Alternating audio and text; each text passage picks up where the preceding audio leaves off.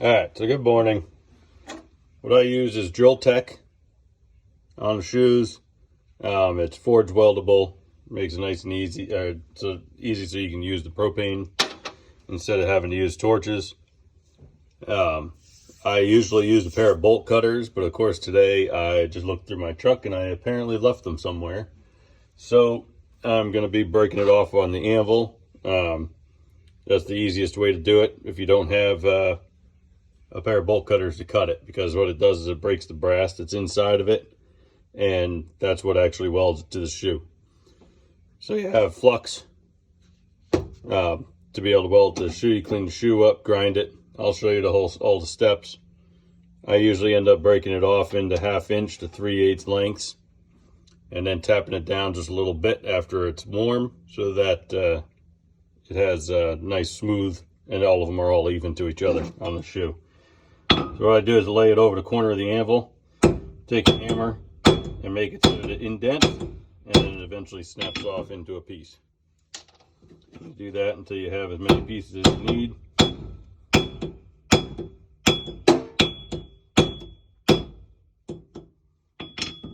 You take it and snap it sometimes you can't. Once it starts to fracture, there you go. Chunk, chunk, chunk. Sometimes it goes flying. So there we got enough so that we can do the shoes. More depth.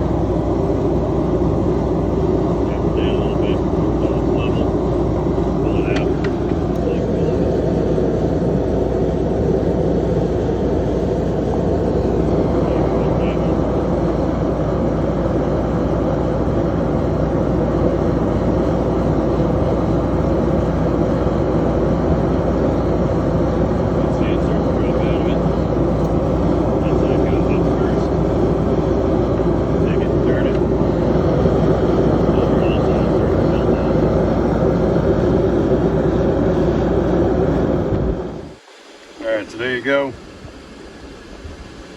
That's the Drilltek attached to the shoes. See, the brass is still there. If the brass starts to get too burnt up, too hot, then it starts to fall apart and your corium from it isn't going to stick to the shoe.